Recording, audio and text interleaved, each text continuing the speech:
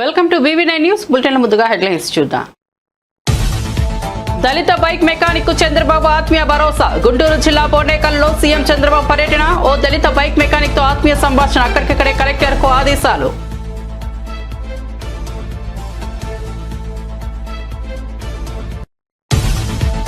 కంచగచ్చబౌలి భూముల వ్యవహారంపై హర్యానాలో స్పందించిన ప్రధాని మోదీ. అడవులపై బుల్డోజర్లు పంపడంలో తెలంగాణ ప్రభుత్వం బిజీగా ఉందన్న మోదీ. ప్రకృతి నాశనం, వన్యప్రాణులకు హాని కలిగించే ఇదే కాంగ్రెస్ పాలన అని ఆగ్రహం. అటవీ సంపదను తెలంగాణ ప్రభుత్వం నాశనం చేస్తోందని ఆరోపణ. భూమన ఆరోపణలు విజిలెన్స్ నివేదికలో టీటీడీ ఈవో కౌంటర్. మాజీ చైర్మన్ భూమన ఆరోపణలు అవాస్తవమన్న ఈవో శ్యామలరావు. గోశాలలో గతంలోనే అవకతవకలు, పాత విజిలెన్స్ నివేదికల వెల్లడి. పురుగులు పట్టిన దాన, గడువు తీరిన మందుల వాడకం గతంలో జరిగాయని ఆరోపణ. టీటీడీ అన్నదానానికి పవన్ అర్ధంగి భారీ విరాళం. తిరుమల స్వామిని దర్శించుకున్న అన్నా లెజినోవా. వేకోజామున శ్రీవారి సుప్రభాత సేవలో పాల్గొన్న పవన్ అర్ధంగి. వెంగమాంబ అన్నప్రసాద కేంద్రంలో మధ్యాహ్నం భోజనానికి 17 లక్షల వితరణ. ప్రజలు ఓడించినప్పటికీ జగన్ కు బుద్ధి రాలేదన్న సిపిఐ నారాయణ. జగన్ విధ్వంసకర ఆర్థిక విధానాలతోనే చంద్రబాబు ప్రజలు గెలిపించారన్న సిపిఐ నారాయణ. అభివృద్ధి దృక్పథం ఉన్న నాయకుడు చంద్రబాబు అని కితాబు. P4 పథకం కార్పొరేటర్లకు మేలు చేస్తుందేమో గానీ పేదలకు ఎలాంటి ఉపయోగకరం లేదని వెల్లడి. తెలంగాణలో 3 రోజుల పాటు వర్షాలు వెల్లడించిన హైదరాబాద్ వాతావరణ శాఖ. తేలికపాటి నుంచి మోస్తరు వర్షాలు కురిసే అవకాశం ఉందని వెల్లడి. పగటికి పూట ఉష్ణోగ్రతలు పెరుగుతాయన్న వాతావరణ శాఖ.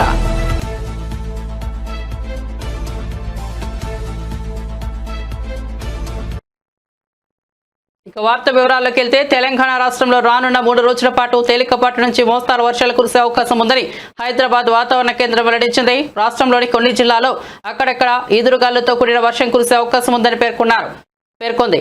పలు జిల్లాల్లో గంటకు 30 నుంచి 40 కిలోమీటర్ల వేగంతో ఈదురుగాలులు వీస్తాయని తెలిపింది.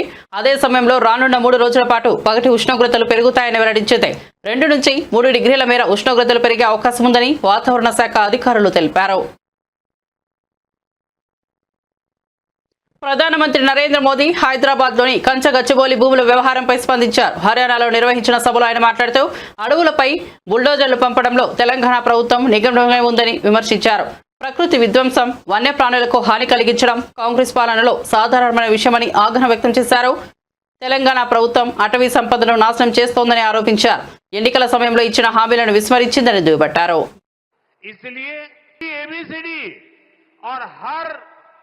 अक्षर के साथ कैसे कैसे उन्होंने टैक्स बढ़ाए उसका A to Z पूरा लिस्ट बना करके ये कर्नाटक की कांग्रेस सरकार की पोल खोल के रखी है.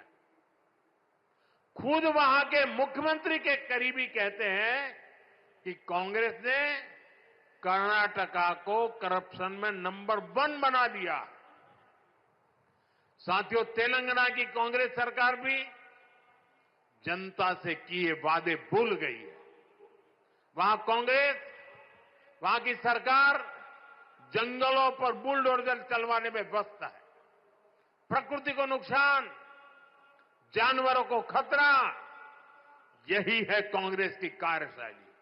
हम यहां कचरे से गोवर्धन बनाने के लिए मेहनत कर रहे हैं और वो बने बनाए जंगलों को उजाड़ रहे हैं. यानी सरकार चलाने के 2 मॉडल आपके सामने है. एक तरफ कांग्रेस का मॉडल है जो पूरी तरह झूठ साबित हो चुका है, जिसमें सिर्फ कुर्सी के बारे में सोचा जाता है. दूसरा मॉडल बीजेपी का है जो सत्य के आधार पर चल रहा है. बाबा साहब आंबेडकर ने दी हुई दिशा पर चल रहा है. संविधान की मर्यादाओं को सर आंखों पे चढ़ा के चल रहा है और सपना है. రాజ్యాంగ స్ఫూర్తికి అనుగుణంగా ప్రజాపాలన కొనసాగుతోందని మంత్రి దుగ్గిళ్ల శ్రీధర్బాబు పేర్కొన్నారు. ప్రజల సంక్షేమం కోసం తెలంగాణలో రాజ్యాంగ స్ఫూర్తికి అనుగుణంగా ప్రజాప్రభుత్వ పాలన కొనసాగుతుందని ఐటీ శాఖ మంత్రి దుగ్గిళ్ల శ్రీధర్బాబు తెలిపారు. ప్రజల ఆకాంక్షలకు తగ్గట్లుగానే పాలన జరగాలని, ప్రజాస్వామ్యం బలపడే విధంగా ప్రతి నిర్ణయము ఉండాలన్నారు. రాష్ట్ర ప్రజలకు సమానత్వం, స్వేచ్ఛ, సామాజిక న్యాయం లభించేలా పాలన కొనసాగుతుందని మంత్రి పేర్కొన్నారు. రాజ్యాంగ పట్ల కట్టుబాటుతో ప్రజాస్వామ్య పరిపాలనకు తెలంగాణ ప్రభుత్వం అధిక ప్రాధాన్యం ఇస్తోందని స్పష్టం చేశారు.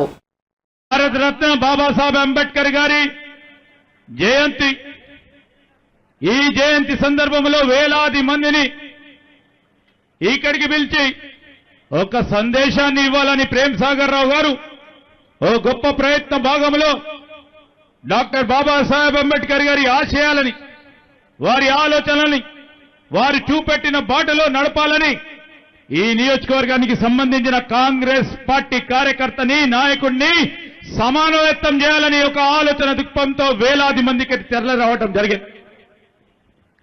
దాదాపు నెల రోజుల నుంచి ఈ జై బాపు, జై భీమ్, ఈ జై సంవిధాన్, మన రాజ్యాంగం, ఈ కార్యక్రమ భాగంలో ప్రతి ఒక్కరు ప్రతి గ్రామంలో ఇంటింటికి పోయి ఈరోజు మన రాహుల్ గాంధీ గారు, మన అధ్యక్షులు మల్లికార్జున్ ఖార్గే గారు, సోనియా గాంధీ గారి నేతృత్వంలో రాజ్యాంగానికి సంబంధించిన అనేక అంశాలు, బాపూజీ చెప్పిన అనేక అంశాలని ప్రతి ఇంటిలో మనం చెప్పి తీరాలే.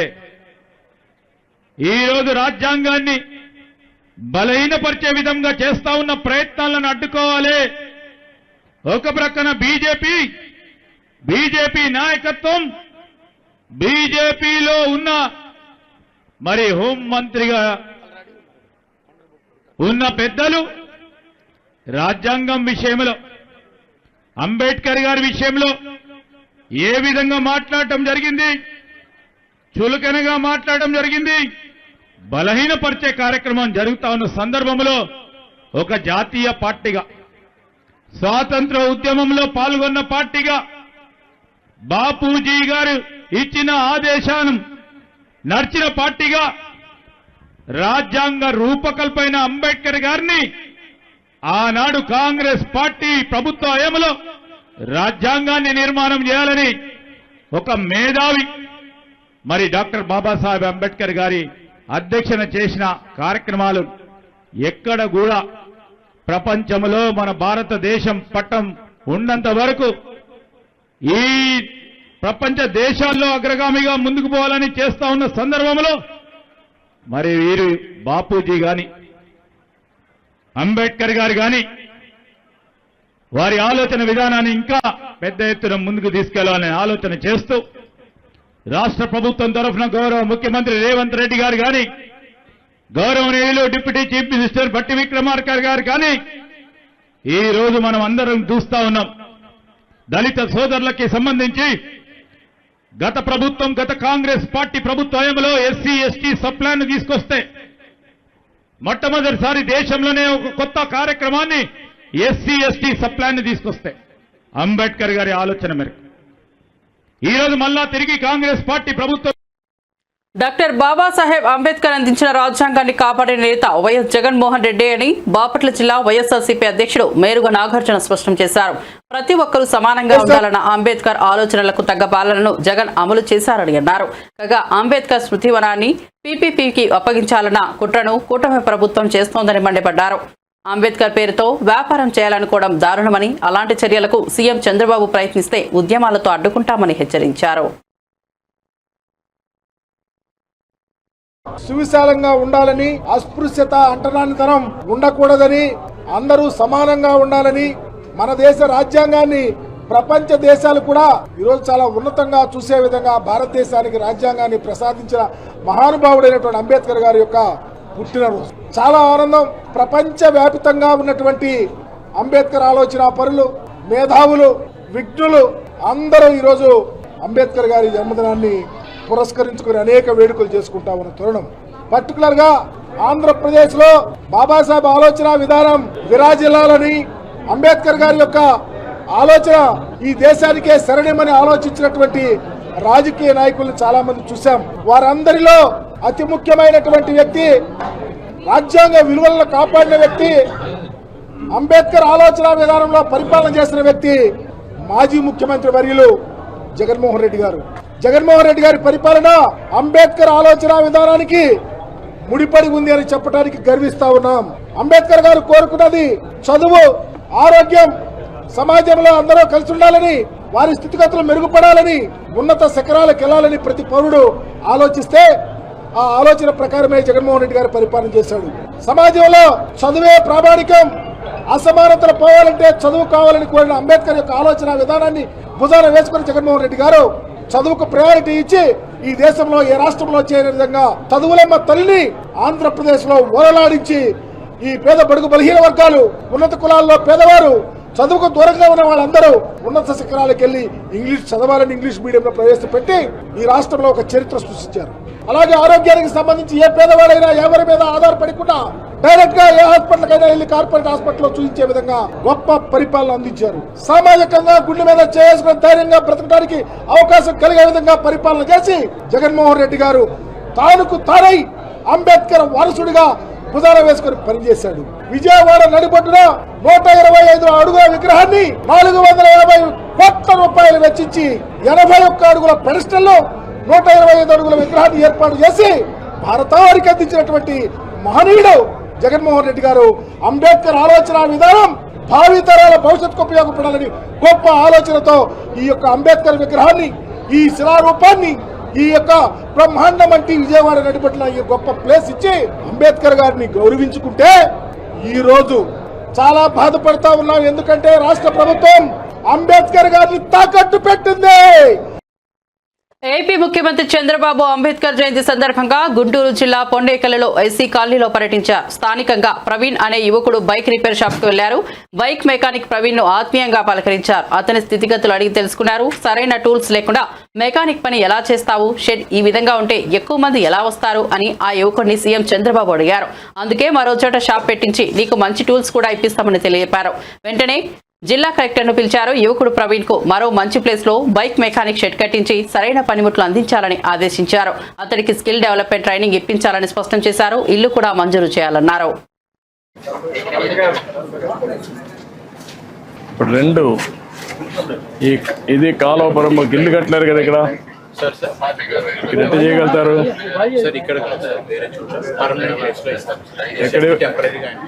ఎక్కడ ఇవ్వగలుగుతారు?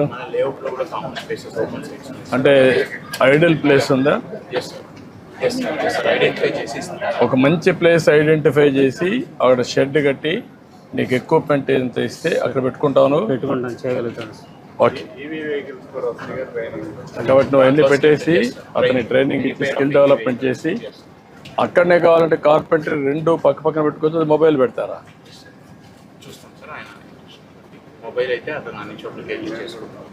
అదే ఫాలో అప్ చేసి 2 మీరు ఏం చేయగలుగుతారో వర్కౌట్ చేయండి. దానిపైన ఏం చేయండి సరిపోతుంది. నాకు వీళ్ళని సెటిల్ చేయాలి. ఓకే, మనం చేస్తాం. అది సార్ స్కానర్ సరిగ్గా లేవు సార్. స్కానర్ కూడా ఇరిగిపోయింది. కొన్ని ఇక్కడ పెట్టాను సార్. కొన్ని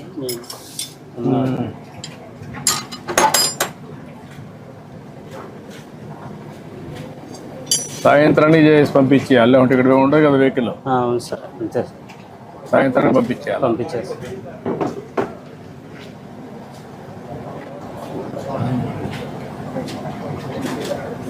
ఈ మార్గం షెడ్ ఉంటే వచ్చేవాళ్ళు కూడా తక్కువ వస్తారు కదా. వచ్చేవాళ్ళు కూడా నమ్మకం ఉండదు కదా. నీ దగ్గర అన్ని పనిముట్లు లేవు. పని బాగానే చేస్తాం కానీ ఎక్విప్మెంట్ సామాన్లు పని నువ్వు పని చేయగలుగుతావు. పనిముట్లు కూడా ఉంటే అప్పుడు ఈజీగా ఉంటుంది. అట్లా లేకుండా ఉంటే నువ్వు ఎంత కష్టపడినా లాభంలే కదా.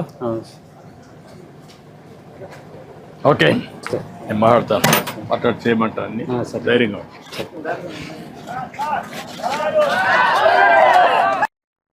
తెలంగాణ రాష్ట్ర ప్రభుత్వం సామాజిక న్యాయం సాధనకు పూర్తిగా కట్టుబడి ఉన్నదని పౌర సరఫరాల శాఖ మంత్రి ఉత్తమ్ కుమార్ రెడ్డి అన్నారు. ఈ దిశగా కాంగ్రెస్ ప్రభుత్వం చేపడుతున్న సంక్షేమ అభివృద్ధి కార్యక్రమాలే అందుకు నిదర్శనమని పేర్కొన్నారు. ప్రతి వర్గానికి సమానంగా న్యాయం జరిగేలా చర్యలు తీసుకుంటున్నామని తెలిపారు. కాంగ్రెస్ పార్టీ ఆవిర్భావం నుంచి సామాజిక న్యాయం సాధనే లక్ష్యంగా పలు కీలక నిర్ణయాలు తీసుకున్న విషయాన్ని గుర్తు చేశారు. సమానత్వం, సమదూర పాలనకు కాంగ్రెస్ తపన పడుతోందని మంత్రి స్పష్టం చేశారు. అనేదానికి మేము పొలిటికల్ ఎగ్జిక్యూటివ్ కంటే ఒక న్యాయ వ్యవస్థకి ఈ పని అప్పజెప్పాలనే ఉద్దేశంతో మా రికమెండేషన్ మేరకు రాష్ట్ర కేబినెట్ గౌరవనీయులు పెద్దలు అపారమైన న్యాయ వ్యవస్థలో జిల్లా జడ్జి నుంచి హైకోర్టు జడ్జి వరకు అపారమైన అనుభవం ఉన్న, సామాజిక న్యాయం స్ఫూర్తి ఉన్న సామాజిక స్ఫూర్తున్న జస్టిస్ షమీమ్ అఖ్తర్ గారిని 1 మ్యాన్ జ్యుడిషియల్ కమిషన్ గా ప్రభుత్వం నియమించింది. వారు చాలా సీరియస్ గా, సిన్సియర్ గా, కమిటెడ్ గా అతి తక్కువ సమయంలో వారి అమూల్యమైన సమయం కేటాయించి వారు సుమారు 8,000 పై చిలుకు రిప్రజెంటేషన్స్ తీసుకొని అవన్నీ స్టడీ చేసి, అదేవిధంగా ప్రభుత్వం నుంచి వారికి కావాల్సిన డేటా, అంటే ఇప్పటి వరకు ఎస్సీస్ లో, ఎస్సీ సబ్ క్యాస్ట్ లో,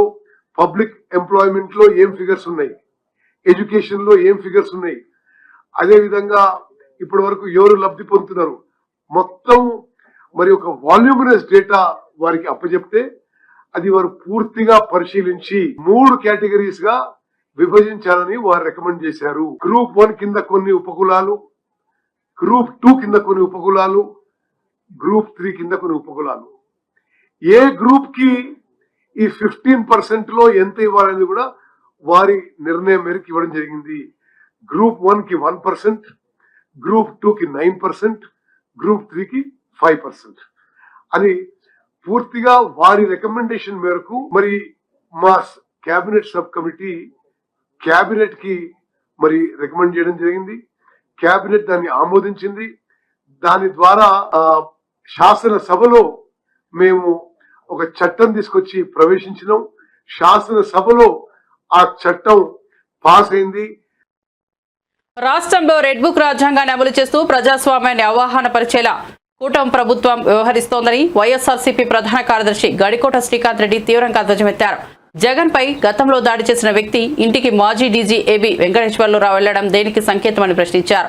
ఇది కేవలం సానుభూతి ప్రదర్శన కాదు, రాజకీయాల కుట్ర భాగమేనన్నారు. జగన్ భద్రతలో సరిగా వ్యవహరించుకోవడం వెనుక కుట్రలే ఉన్నాయని ఆరోపించారు. ఆయన్ని లేకుండా చేయాలనే దుష్ప్రయత్నాలు పక్కా ప్రణాళికతో జరుగుతున్నాయంటే ప్రజాస్వామ్యానికి ఇదే ప్రమాద గంటిక అని హెచ్చరించారు. అవమానపరిచే రీతిలో ఈరోజు ప్రభుత్వాలు తన పాలన కొనసాగిస్తున్నాయి. ఒక వ్యక్తి విశాఖపట్నం ఎయిర్పోర్ట్లో మాజీ ముఖ్యమంత్రి, అప్పుడు ప్రతిపక్ష నేత అయినటువంటి వైఎస్ జగన్మోహన్ రెడ్డి గారు పాదయాత్రలో భాగంగా ఎయిర్పోర్ట్కి వచ్చినప్పుడు అక్కడ ఏ రకంగా ముందస్తు ప్రణాళికతో హత్యాయత్నం జరిగిన అంశం అందరికీ కూడా తెలుసు. వాడినటువంటి ఆయుధం దగ్గర నుంచి వాళ్ళు ఏ రకంగా తనను అంతమొందించాలా అటువంటి ప్రణాళిక రూపొందించారో ఆ రోజు మనం చూసాం. శ్రీనివాసరావు అనే వ్యక్తి ఆ ప్రయత్నం చేశాడని కూడా మనకందరికీ తెలుసు. అతను చేసినటువంటి తప్పును ఆ రోజు సరైన రీతిలో ఖండించకపోగా హేళనగా చేస్తూ, వాడిన ఆయుధాన్ని వేరే రకంగా మాట్లాడుతూ, ఆ ప్రయత్నం హేళనగా చేస్తూ కేసు నీరుగారే ప్రయత్నం చేశారు. అప్పుడు ఎన్నికల సమయంలో కానీ, మన ఎన్నికల సమయంలో కానీ వాళ్ళ ఇంటికి టీడీపీ నాయకులు వెళ్ళటం, ఈ రోజున గౌరవ మాజీ ఐపీఎస్ అధికారి అయినటువంటి ఏపీ వెంకటేశ్వరరావు గారు ఆయన ఇంటికి వెళ్ళటం, ఆయనతో ముచ్చటించడం, అతనితో చర్చలు జరపటం ఎంతవరకు సమంజసం? హేటెడ్ రాజకీయాలకు తెరదింపుతున్నారు వీళ్ళంతా. ద్వేషించే రాజకీయాలు తీసుకొస్తున్నారు. ప్రజాస్వామ్యపరంగా వెళ్దాం, ప్రజలు ఏదైతే మనల్ని నమ్మి వాళ్ళు ఉన్నారో, గత స్ఫూర్తితో గౌరవ అంబేద్కర్ గారు, గాంధీజీ గారి మహనీయులు ఏదైతే ఆశించారో వాళ్ళ యొక్క అడుగుజాడలో నడవకుండా ఎవరైతే ప్రతిపక్షంగా ఉన్నారో వాళ్ళు టార్గెట్ చేసుకుంటూ, వ్యక్తిత్వ హననాలకు పాల్పడుతూ, టార్గెట్ చేస్తూ ఇటువంటి ప్రయత్నాలు చేస్తుండడం సమంజసమా? ఏదైతే హత్య చేయాలి అని చెప్పి భావించిన వ్యక్తిని తన నిర్దోషముగా ఇది కాలేదు, అయినా తనతో చర్చలు జరపడం, ఒక మాజీ డీజీగా పనిచేసిన వ్యక్తి, రాష్ట్రానికి ఇంటెలిజెన్స్ చీఫ్గా పనిచేసిన వ్యక్తి ఇంటికి వెళ్ళి తనతో ముచ్చటించడము అని అంటే ఎటువంటి ఆలోచనలు మీకు వస్తున్నాయన్నటువంటిది ఒకసారి ఆలోచన చేయమంటున్నా. ఎన్నికల ముందు దళితులు గిరిజనుల కోసం చెప్పిన హామీలను రేవంత్ రెడ్డి ప్రభుత్వం పూర్తిగా విస్మరించిందని బీఆర్ఎస్ వర్కింగ్ ప్రెసిడెంట్ కేటీఆర్ మండిపడ్డారు. 12 లక్షల దళిత బంధు, 6 లక్షల ఇళ్ల నిర్మాణ సాయం, అసైన్డ్ భూములకు పట్టాలు, కాంట్రాక్టర్లు 28% రిజర్వేషన్, విద్యాజ్యోతి కింద ఆర్థిక సహాయం వంటి ఎన్నో హామీలు మాయమయ్యాయన్నారు. ఎన్నికల ముందు మాటలు చెప్పి అధికారంలోకి వచ్చిన మొహం చాటేస్తే ప్రజలు తప్పక గుణపాఠం చెప్తారని హెచ్చరించారు. రేవంత్ రెడ్డి దళితులకు, రాష్ట్ర ప్రజలకు సమాధానం చెప్పాల్సిన అవసరం ఉందని అన్నారు. బాబాసాహెబ్ అంబేద్కర్ జయంతి రోజు ఖచ్చితంగా ఆ బాబాసాహెబ్ అంబేద్కర్ పేరు వాడుకొని మోసం చేసిన కాంగ్రెస్ పార్టీని అడగాలి. ఇగో మేం చెప్పిండ్రు కాంగ్రెస్ వాళ్ళు ఎస్సీ ఎస్టీ డిక్లరేషన్ అని చెప్పిండ్రు. అలా బాబాసాహెబ్ అంబేద్కర్ పేరు వాడుకున్నారు. ఏమన్నారు? కేసీఆర్ 10 లక్షలు ఇస్తుండు దళిత బంధని, మేం 12 లక్షలు ఇస్తాం అని చెప్పి మల్లికార్జున్ ఖార్గే సాబ్తో చెప్పించారు. చిన్న చితక వ్యక్తి కాదు. All India Congress Committee president, భారత జాతీయ కాంగ్రెస్ అధ్యక్షుడు మల్లికార్జున్ ఖార్గే సాబు చేవెళ్ళకొచ్చి ఎస్సీ ఎస్టీ డిక్లరేషన్ రిలీజ్ చేసి 12 లక్షలు ఇస్తామని చెప్పిండు.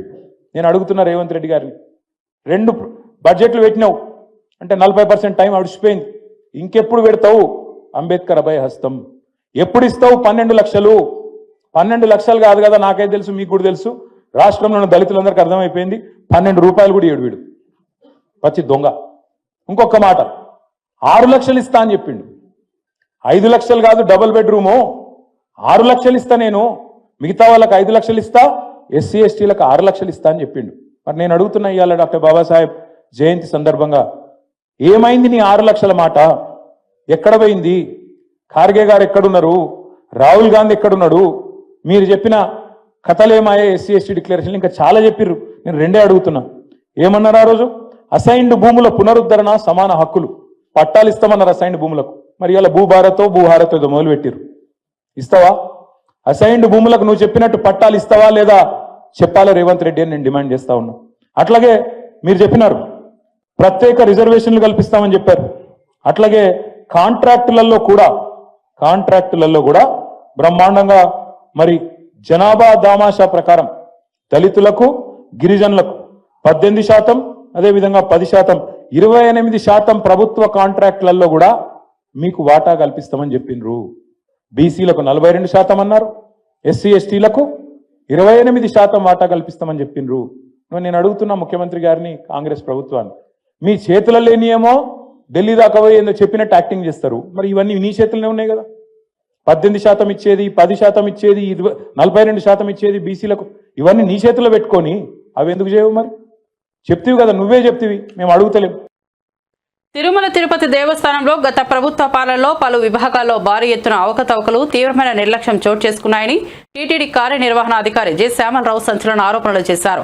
తిరుమలలో ఏర్పాటు చేసిన మీడియా సమావేశంలో ఆయన మాట్లాడుతూ గత 5 ఏళ్లలో జరిగిన అక్రమాలపై, ముఖ్యంగా గోశాల నిర్వహణ, ఐటీ విభాగం కొనుగోలులో జరిగిన అక్రమాలపై పలు కీలక విషయాలను ఆధారాలతో సహా వెల్లడించారు. ముఖ్యమంత్రి చంద్రబాబు ఆదేశాల మేరకు టీటీడీలో వ్యవస్థల ప్రక్షాళనకు చర్యలు చేపట్టినట్లు తెలిపారు. టీటీడీ గోశాల నిర్వహణపై మాజీ చైర్మన్ భూమన కరుణాకర్ రెడ్డి ఇటీవల చేసిన ఆరోపణలను ఈవో శ్యామలరావు తీవ్రంగా ఖండించారు. ఆ ఆరోపణలు అవాస్తవమని, హిందువుల మనోభావాలను టీటీడీ సిబ్బంది ఆత్మస్థైర్యాన్ని దెబ్బతీసేలా ఉన్నాయని పేర్కొన్నారు. గోశాలలో చోటు చేసుకున్న తీవ్ర నిర్లక్ష్యం, అవకతవకలు తమ హయాంలో జరిగినవి కావని, 2021 మార్చి నుంచి 2024 మార్చి మధ్య కాలంలో గత ప్రభుత్వం హయాంలోనే జరిగాయని స్పష్టం చేశారు. చివరికి ఏమైందో తెలియదు కానీ ఆ షార్ట్ లిస్ట్ చేసిన 2వ అతను కూడా ఇంటర్వ్యూకి రాలేదు. ఫైనల్గా ఒక అతన్ని పిలిచి అతన్నే రికమెండ్ చేసి అధికారుల స్థాయిలో దాన్ని పక్కన పెడితే బోర్డు స్థాయిలో దాన్ని తీసుకెళ్లి అప్రూవ్ చేసి ఇప్పటికి కూడా ఆ నోటిఫికేషన్ క్యాన్సిలేషన్లోనే ఉంది. ఏ పోస్ట్ ద్వారా, ఏ నోటిఫికేషన్ ద్వారా general manager, chief engineer rank. ఎందుకంటే ఐటీ వ్యవస్థ అనేది చాలా ముఖ్యమైనది టీటీడీకి. ఎందుకంటే అన్ని ఆపరేషన్స్ అన్నీ కూడా బుకింగ్ దగ్గర నుంచి అకామిడేషన్, టికెట్, సేవలు అన్నీ కూడా టీటీడీలో ఐటీ వ్యవస్థ ద్వారానే జరుగుతాయి. అదొకటే కాదు, ఐటీ వ్యవస్థ ద్వారా, ఈఆర్పి సిస్టమ్ ద్వారా అన్ని ఆపరేషన్స్ ఇంటర్నల్, మీరు చేసేది పిలిగ్రిమ్స్ గురించి చెప్తున్నా, భక్తుల గురించే కాదు, ఇంటర్నల్గా చేసేవి కూడా అవన్నీ కూడా ఐటీ వ్యవస్థ ద్వారా ఉంటాయి. ఇది ఎంతో కీలకమైంది. అలాంటిది ఒక క్వాలిఫికేషన్ లేని అతన్ని తీసుకొచ్చి పెట్టడం జరిగింది. అతన్ని తీసేయడానికి అన్ని రకాల చర్యలు కూడా జరుగుతున్నాయి, డిసిప్లినరీ యాక్షన్లు జరుగుతున్నాయి. దీనివల్ల ఏమైందంటే వచ్చి చూస్తే బ్రోకర్లు ఏ విధంగా ఉన్నారంటే ఒక బ్రోకరు 50 సార్లు ఒక సేవ బుక్ చేసుకున్నాడు లైఫ్ లాంగ్. ఒక సేవ దొరకడం అంటే చాలా లక్ కింద, అదృష్టం కింద భావిస్తాం. స్వామివారి సేవ ఒక్కసారి జీవితంలో ఒకసారి దొరకాలంటే ఎంతో కష్టపడాలి. అలాంటిది ఒక బ్రోకరు 50 సార్లు బుక్ చేసుకున్నాడంటే దాంట్లో ఐటీ శాఖలో, ఐటీ విభాగంలో ఎన్ని ఇది ఉన్నాయో చెప్పొచ్చు. ఇది ఒకటే ఒక ఎగ్జాంపుల్ నేను చెప్తున్నా. అలాగే వసతికి సంబంధించిన 200 సార్లు బుక్ చేసుకున్న వాళ్ళు, ఎస్ఈడి టికెట్లు 500 సార్లు బుక్ చేసుకున్న వాళ్ళు, అలాగే వివిధ రకాలుగా ఐటీ శాఖని ఒక విధంగా చెప్పాలంటే ఐటీ మన సిస్టమ్ అంతా కూడా బ్రోకర్ల హెవెన్. వచ్చిన తర్వాత ప్రక్షాళన చేసి 30,000 మంది బ్రోకర్లని బ్లాక్ చేయడం జరిగింది. చాలా మంది మీద, అందరు 30,000 మంది మీద మనం యాక్షన్ తీసుకోలేము కాబట్టి చాలా మంది మీద విజిలెన్స్ విభాగం నుంచి, పోలీస్ విభాగం నుంచి వారు క్రిమినల్ చర్యలు కూడా తీసుకోవడం జరిగింది. ఇది ఎందుకు జరిగింది?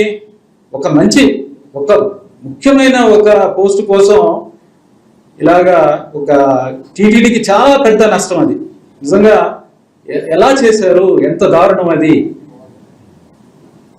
ఇప్పుడు ఒకసారి ఐటీ విభాగంలో అంటే గవర్నమెంట్లో ఒక్కొక్కసారి, టీటీడీలో ఒకసారి వచ్చిన తర్వాత ప్రాసెస్. తెలంగాణలో గతంలో నెలకొన్న గడీల పాలన నుంచి ప్రజలను విముక్తి చేయడం ద్వారా నిజమైన ప్రజాస్వామ్య పరిపాలనను తీసుకొచ్చిన ఘనత కాంగ్రెస్ పార్టీదేనని డిప్యూటీ సీఎం బట్టి విక్రమార్క అన్నారు. ఇందిరమ్మ రాజ్యాన్ని మళ్లా నెలకొల్పినందుకు ప్రజలు ఇచ్చిన మద్దతుకు తాము ఎప్పటికీ రుణపడి ఉంటామని పేర్కొన్నారు. అందరి అభివృద్ధికి సంకేతమైన న్యాయమైన పాలన అందించడమే తమ లక్ష్యమని అన్నారు. సవరణలు, సంక్షేమ పథకాలతో నూతన తెలంగాణను నిర్మిస్తామని స్పష్టం చేశారు. ఆనాటి మంచిర్యాల సభ, ఈ మంచిర్యాల నుంచి తిరిగి ఖమ్మం వరకు నేను చేసేటువంటి పాదయాత్రకి మీ ద్వారా పెద్ద ఎత్తున మాకు ఉత్తేజాన్ని కలిగించడమే కాకుండా శక్తిని కూడా ఇచ్చి ఆ పీపుల్స్ మార్చి పాదయాత్రను దిగ్విజయంగా పూర్తి చేసి తద్వారా ఈ రాష్ట్రంలో ఆనాడు రాష్ట్ర కాంగ్రెస్ కమిటీ అధ్యక్షుడిగా రేవంత్ రెడ్డి గారు, సిఎల్పి లీడర్ గా నేను, మిత్రుడు శ్రీధర్ బాబు గారు, మిగతా కాంగ్రెస్ నాయకత్వం అంతా కలిసి పెద్ద ఎత్తున దొరల పాలన గడిల్ని బద్దలు కొట్టి ప్రజాపాలన, ఇందిరమ్మ రాజ్యాన్ని తీసుకొని రావటం కోసం పెద్ద ఎత్తున సహకరించిన ఈ ఉమ్మడి ఆదిలాబాద్ జిల్లా ప్రజానికాన్ని ఎప్పటికీ మర్చిపోవని చెప్పి ఈ సందర్భంగా సవినయంగా నీకు మనవి చేస్తా ఉన్నాం. ఆనాటి పాదయాత్రలో అనేక సంఘటనలు చూశాం.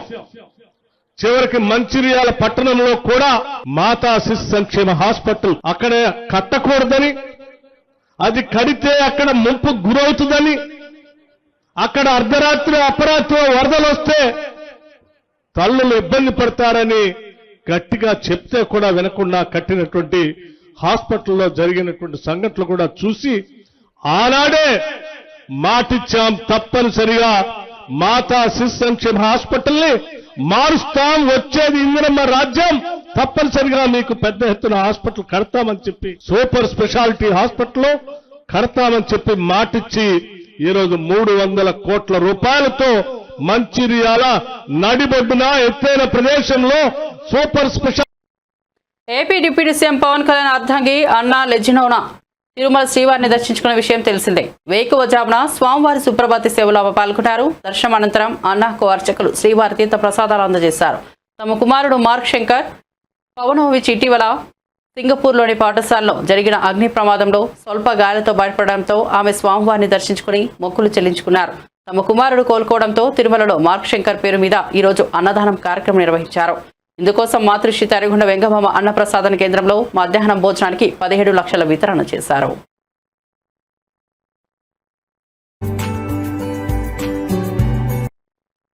ప్రజలు ఓడించిన జగన్మోహన్ రెడ్డికి బుద్ధి రాలేదని సిపిఐ జాతీయ కార్యదర్శి నారాయణ అన్నారు. గుంటూరు జిల్లా మంగళగిరి మండలంలోని కాకానిలో ఆయన పర్యటించారు. సిపిఐ జన సేవాదళ శిక్షణా తరగతుల శిబిరాన్ని సందర్శించారు. అనంతరం మీడియాతో మాట్లాడిన గత జగన్ ప్రభుత్వం అనాలోచిత నిర్ణయాలతో ఆర్థిక విధ్వంసం, వికృత చర్యలకు పాల్పడుతుండటంతో రాష్ట్రంలో లక్షలాదిగా నిర్మించిన గృహాలు నిరుపయోగంగా మారి వ్యాపారులు, వినియోగదారులు తీవ్రంగా నష్టపోయారన్నారు. విజయవాడ కనకదుర్గ వారధి నుంచి ఆచార్య నాగార్జున యూనివర్సిటీ వరకు నిర్మించిన బహుళ అంతస్తులు నిరుపయోగంగా మారాయని అన్నారు. సాగునీటి ప్రాజెక్టులు నిర్వీర్యం చేశారన్నారు. వీధి పోరాటాలు తప్పదు. అక్కడ మైనారిటీస్ని కాపాడాలన్నా, పేద ప్రజల యొక్క ఉద్యమాన్ని కాపాడాలన్నా ప్రజాస్వామ్యాన్ని కాపాడాలన్నా, లౌకిక వ్యవస్థను కాపాడాలన్నా, చివరికి రాజ్యాంగాన్ని కాపాడాలన్నా కూడా ఇలాంటి దళం ప్రాముఖ్యత ఉందనే ఉద్దేశంతోనే మేము ట్రైనింగ్ కనిపిస్తున్నాం. ఇది దేశవ్యాప్తంగా జరుగుతూ ఉన్నాయి. ఈ అపార్ట్మెంట్ చూడండి, కనకదుర్గ టెంపుల్ నుంచి నాగార్జున యూనివర్సిటీ వరకు కొన్ని వేల ఇండ్లు కట్టి ఆగిపోయినాయి. అంటే బ్యాంకు లోన్ తీసుకున్నారు, సొంత డబ్బులు పెట్టారు, దాదాపు 5-6 ఏండ్లు మొత్తం ఖాళీ అయిపోయినాయి, అంటే ఆగిపోయినాయి. ఇది ఎంత క్రిమినల్ వేస్ట్ ఇది? ఎవరు తిన్న పడేది? వ్యాపారం చేసుకున్న వాళ్ళు లాభపడలే, కొనుక్కున్న వాళ్ళు లాభపడలే. ఎవరి కోసం నాకు అర్థం కాలేదు. అంటే దీన్ని శాడిజం అనరా? నేను ఏదో ఒక మాట జగన్ అంటే అందరూ రకరకాలుగా అంటున్నారు, కడుపు బండి అంటున్నా. ఇన్ని వేల కోట్ల రూపాయల ఆస్తి మొత్తం బుగ్గిపాలు చేసినటువంటి అపకీర్తి ఎవరికైనా వస్తే జగన్కే వస్తుంది, ఇంకెవరికి వస్తుంది? అంటే మేము ప్రతిపక్షం ఉన్నాం కదా, మా జోలి ఎందుకు వస్తారంటున్నారు. మీరు ప్రతిపక్షంలో ప్రతిపక్షం వహించుంటే మాకేం అభ్యంతరంలా, అధికార పార్టీ పాత్ర వహిస్తే మాకేం అభ్యంతరంలా. కానీ ముగించే ముందు హెడ్లైన్స్ మరోసారి చూద్దాం.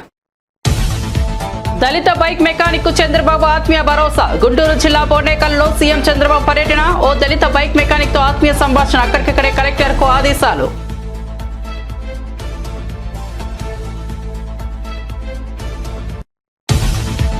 కంచగచ్చబౌలి భూముల వ్యవహారంపై హర్యానాలో స్పందించిన ప్రధాని మోదీ. అడవులపై బుల్డోజర్లు పంపడంలో తెలంగాణ ప్రభుత్వం బిజీగా ఉందన్న మోదీ. ప్రకృతి నాశనం, వన్యప్రాణులకు హాని కలిగించే ఇదే కాంగ్రెస్ పాలన అని ఆగ్రహం. అటవీ సంపదను తెలంగాణ ప్రభుత్వం నాశనం చేస్తోందని ఆరోపణ. భూమన ఆరోపణలు విజిలెన్స్ నివేదికలో టీటీడీ ఈవో కౌంటర్. మాజీ చైర్మన్ భూమన ఆరోపణలు అవాస్తవమన్న ఈవో శ్యామలరావు. గోశాలలో గతంలోనే అవకతవకలు, పాత విజిలెన్స్ నివేదికల వెల్లడి. పురుగులు పట్టిన దానా, గడువు తీరిన మందుల వాడకం గతంలో జరిగాయని ఆరోపణ. టీటీడీ అన్నదానానికి పవన్ అర్ధంగి భారీ విరాళం. తిరుమల స్వామిని దర్శించుకున్న అన్నా లెజినోవా. వేకోజామున శ్రీవారి సుప్రభాత సేవలో పాల్గొన్న పవన్ అర్ధంగి. వెంగమాంబ అన్నప్రసాద కేంద్రంలో మధ్యాహ్నం భోజనానికి 17 లక్షల వితరణ. ప్రజలు ఓడించినప్పటికీ జగన్ కు బుద్ధి రాలేదన్న సిపిఐ నారాయణ. జగన్ విధ్వంసకర ఆర్థిక విధానాలతోనే చంద్రబాబు ప్రజలు గెలిపించారన్న సిపిఐ నారాయణ. అభివృద్ధి దృక్పథం ఉన్న నాయకుడు చంద్రబాబు అని కితాబు. P4 పథకం కార్పొరేటర్లకు మేలు చేస్తుందేమో గానీ పేదలకు ఎలాంటి ఉపయోగకరం లేదని వెల్లడి. తెలంగాణలో 3 రోజుల పాటు వర్షాలు వెల్లడించిన హైదరాబాద్ వాతావరణ శాఖ. తేలికపాటి నుంచి మోస్తరు వర్షాలు కురిసే అవకాశం ఉందని వెల్లడి. పగటికి పూట ఉష్ణోగ్రతలు పెరుగుతాయన్న వాతావరణ శాఖ.